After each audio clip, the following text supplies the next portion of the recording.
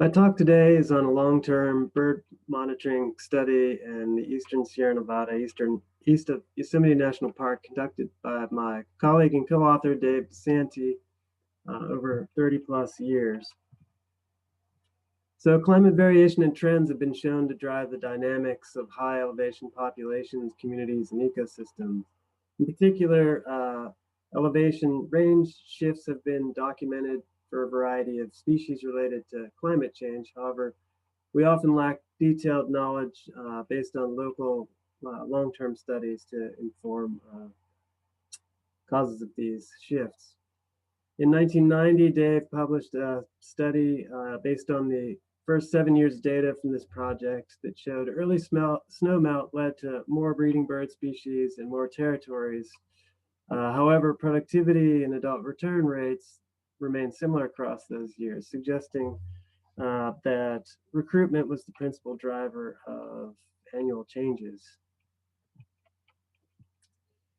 Here we'll revisit Dave's initial study with an additional 26 years of breeding territory data, an additional 9 years of productivity data to assess variation and trends in climate and bird populations over a longer time period.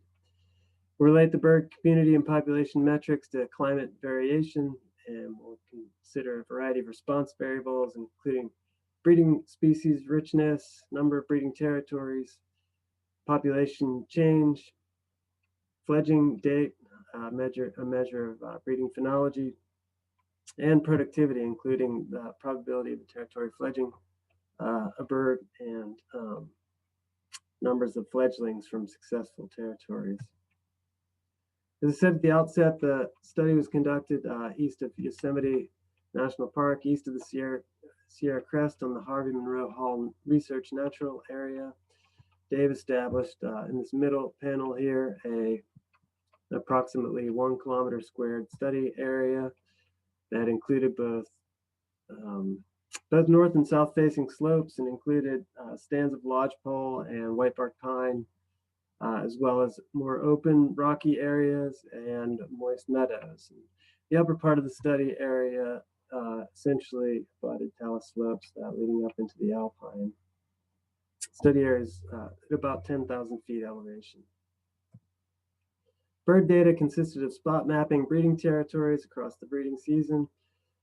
Productivity was measured as the outcome of the final first brood attempt. We recorded success or failure of breeding and numbers of fledglings. And fledging date was recorded from nest monitoring or estimating fledging dates based on presumed ages of fledglings. Climate data consisted of a locally measured variable, the 95% snow-free date. What that was defined as is the date at which 95 of 100 rock cairns demarcating the grid corners, study area corners, were free of snow. And climate NA data, this is a publicly available data set that uses larger scale, such as PRISM, climate data, and downscales it based on local elevation and aspect to provide point level estimates of climate. In particular, we looked at spring temperature, summer minimum temperature, and summer precipitation as all variables thought to be important in driving dynamics of the bird populations in the study area. Analyses consisted of generalized linear models for univariate responses, the climate and community level bird responses. And the rest of the bird responses, we used multi-species hierarchical models. For the model of number of territories, we included 24 of the most common species. It was an autoregressive model where annual population change was modeled as a function of the spring climate covariates. The fledgling date and productivity models, we included 22 species for which we had breeding data from at least a quarter of the, or that bred on the study area in at least a quarter of the years. We considered spring climate covariates, that is the 95% snow-free date, and spring temperature in all responses. And I should note too, the spring temperature response in these, or the spring temperature covariate in these models was the residuals of a model of spring temperature on the 95% snow-free date, because these two covariates are strongly correlated. And the productivity models were a zero-inflated model where we looked at both fledgling success and numbers of fledglings. And in addition to the spring covariates, we looked at summer climate, summer minimum temperatures, and summer precipitation covariates as well. So here we have time series plots of the climate variables, snow-free date, spring temperature, summer temperature, and precipitation. In general, we had, particularly in the latter 9 to 10 years of the study, relatively early snowmelt, relatively warm springs and warm summer temperatures, and relatively little summer precipitation. And variation tended to be lower in the latter years as well. As was reported by Dave, the number of species and territories were highly dependent on snowmelt timing. When snowmelt was in early May, we can have 25 or more species breeding on the study area, whereas years where snowmelt didn't occur until August, we had fewer than 20 species generally. Number of breeding territories, similarly, you could have more than 100 territory difference between early and late snowmelt years. And the species that bred in early years that weren't recorded in later springs tended to be those that are lower montane breeding species shifting upslope during mild springs. And so the next series of slides will have plots that look like this. So the left panels show the overall community responses, and the right panels show the individual species effect. For the left panels, the response on the y-axis and covariate on the x-axis, and the individual species effects are indicated by 4-letter species codes that may be familiar to some bird people in the audience, but otherwise I'll point out individual species as we go along. The error bars or bands represent 95% credible intervals. And so what we see is in early snowmelt years, we get population increases, so population change greater than 1. And then late springs, we have population declines. And similarly, after accounting for snowmelt, we have in relatively cool springs, population declines. And in relatively warm springs, we have population increases. There's a lot of variation, although the sign was the same across species, we have a lot of variation in responses as well. We found only 3 of 24 species had significant trends. Yellow-rumped or Audubon's warbler was the only increasing species. Clark's nutcracker and chipping sparrow declined over the 33 years of the study. Both yellow-rumped warbler and chipping sparrow trends match similar trends that we found at study areas at lower elevation on the west side of the Sierra, as well as regional Sierra Nevada and Western U.S. trends reported by the Breeding Bird Survey. And so their trends may reflect, they're both migrant species, and trends may reflect not just conditions on the breeding grounds, but at other times of the life cycle and other places in the life cycle.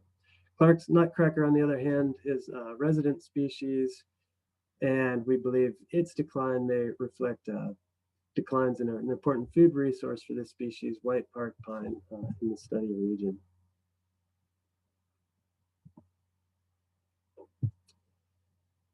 Years with early snowmelt were also years with early timing of fledging.